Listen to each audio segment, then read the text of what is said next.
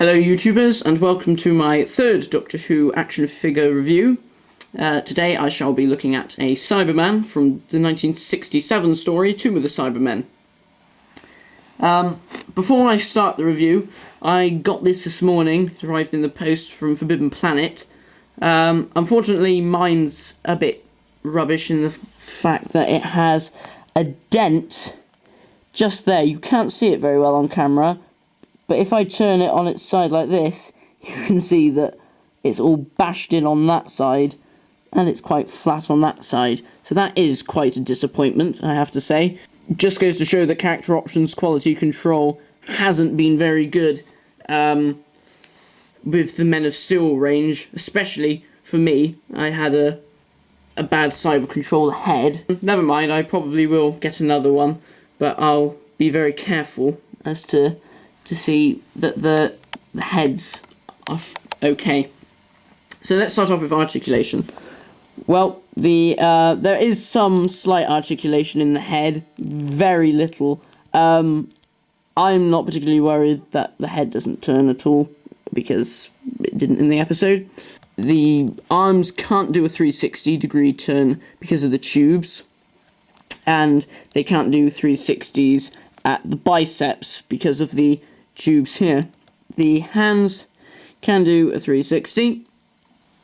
The hips can't really do a full turn due to the tubing on the legs. The knee articulation can do like your average bit of articulation there, and there is articulation at the boots. Again, no thigh articulation, which is the same for all of the figures in this wave. So that's the articulation, all your basic stuff. Now I'll move on to detail. I've got one handle bigger than the other, which I can only gather is a result of the fact that his head has been smashed in. The face is quite good. It doesn't seem 100% right. Again, it looks like the character options have gone for an open mouth rather than a closed mouth, but it's hard to tell. It may just be because of the fact that it's quite a deep gap. Again, like the Cyber controller, we have holes on the side of the mask, and they've kept in the line for where the back of the helmet clicks on, and there is the light in the top of the head that wasn't used. The handles, like I said, are, well, one's bigger than the other. That one seems fine. That one seems a bit huge, which is a bit of a shame. It's very soft rubber, no doubt due to the fact that if it was hard, it would probably snap quite easily. So it's just a case of playability. Some people have moaned about the fact that they're transparent. No, that is right. They were transparent in Tomb of the Cybermen and in the Moonbase. One thing I'm very, apart from the dent in the head, another thing that I'm disappointed with the head is that there's sort of no neck. It sort of goes straight down. If you look at the picture on the box, the neck indents slightly, and there's more of a shape to the head. It's a much tighter fit. It's more like that, really. So that's a bit of a shame, and it just makes him look a bit fat. He looks a bit chubby. Sort of following on a bit with the Cyber controller, who also looks quite chubby as well. If we move down to the torso, the chest unit. So, here, the chest unit is excellent. Really, no faults with this whatsoever. It's very, very well done. Very impressed with all the small details within the inside, beneath the plastic, and the little light there. as within the episode, you have all the tubing that goes into the shoulders. On the back, this is merely sculpted on, which is better really, because otherwise it would just be a mass of tubes. The gun down the bottom is not removable. It's actually sculpted to the chest unit. That is a bit of a shame. Obviously it would be quite difficult to do with such a thin piece of plastic. But, I mean, the Cybermen didn't use the guns in Tomb of the Cybermen. They did use them in the story before, which was the moon base. But that would have been nice if that feature was part of the figure. And, of course, you have more tubing, which goes down into the tubing on the legs.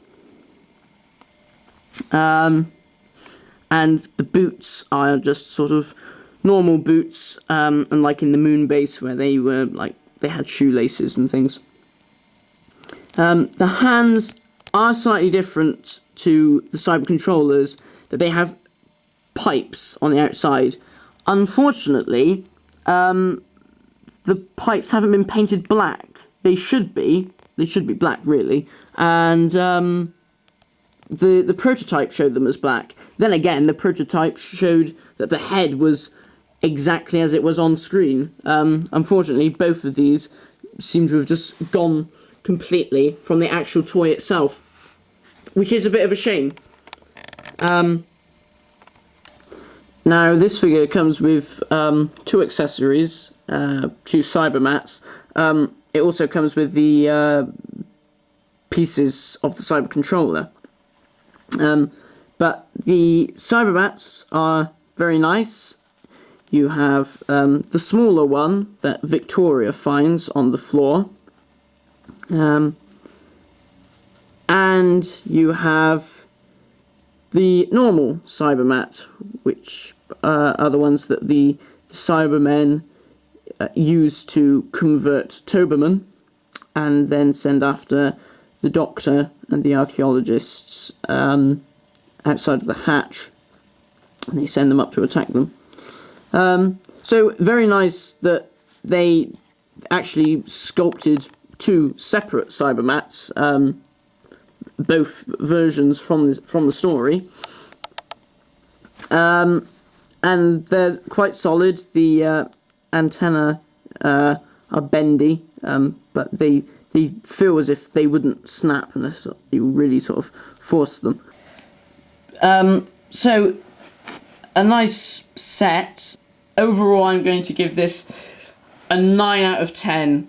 I mean, although it's very good, it's just a shame that the neck wasn't perfect, and especially on mine. Mine's like a battle damaged Cyberman who's had its head caved in.